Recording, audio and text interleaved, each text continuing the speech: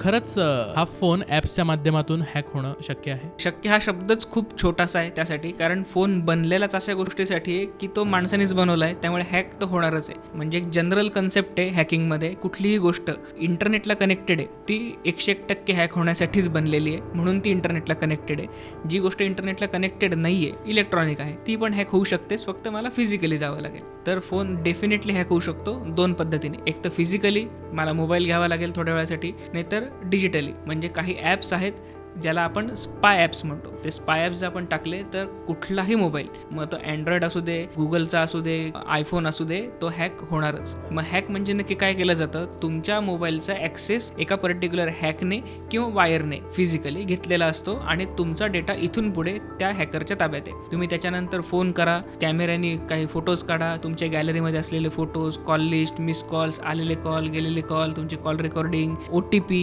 Mail, फेसबुकचे chatting, Google पेची history, Google पेचे ट्रान्झॅक्शन्स, तुमचा सगळ्यात महत्त्वाचे म्हणजे screen, front camera, back camera, तुमचं आत्ताचं लाईव्ह रेकॉर्डिंग, या सगळ्या गोष्टी समोरचा माणूस इझिली ऐकू शकतो लाईव्ह. फक्त कंडिशन एकच आहे, नेट चालू पाहिजे. नेट चालू असेल, तुमचा मोबाईल गेला. आणि एकदा हॅक झालेला असेल तर मोबाईल फेकून द्यायचा. तो मोबाईल हॅक नक्की का केला जातो हा तर खूप मोठा प्रश्न आहे. मोस्टली केसेसमध्ये हजबंड वाईफमध्ये भांडणं होतात, त्यांना एकमेकांवरती वॉच ठेवायचा असतो. आजकालच्या तरुण पिढीमध्ये कपल्स असतात, गर्लफ्रेंड बॉयफ्रेंड, त्यांना एकमेकांवरती वॉच ठेवायचा असतो. काही काही वेळेला कंपन्या वॉच ठेवतात, बरेचसे हाय प्रोफाईल लोक एकमेकांवर वॉच ठेवतात, पत्रकारांवरती वॉच ठेवला जातो. या सगळ्या गोष्टींसाठी हे स्पाय ॲप्स वापरले जातात आणि हे सर्रासपणे फ्रीपासून तर अगदी 500 रुपयापर्यंत किंवा अगदी 5 लाखापर्यंतचे स्पाय ॲप सुद्धा अवेलेबल आहेत. आणि हे टाकण्यासाठी फिजिकल ॲक्सेसच पाहिजे असं अजिबात नाही. डिजिटली सुद्धा टाकता येतात, फिजिकली टाकलं तर पूर्णच ॲक्सेस मिळतो.